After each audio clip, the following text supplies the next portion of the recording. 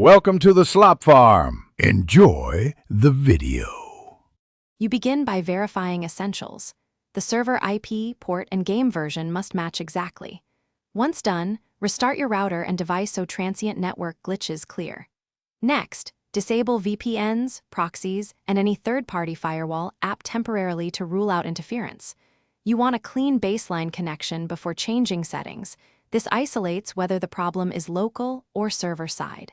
If you still time out, don't panic, move to deeper network checks next. Once you have a baseline, run ping and tracert to measure latency and packet loss. High loss shows ISP or route issues.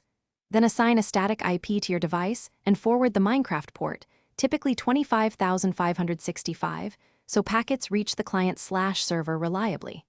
Make sure Java and your network drivers are up to date, and switch to wired Ethernet to remove Wi-Fi variability. These steps fix routing, NAT, and driver problems that commonly cause connection lost, timed out. You're finishing by isolating the fault. Test the server using another network or device to see if timeouts persist.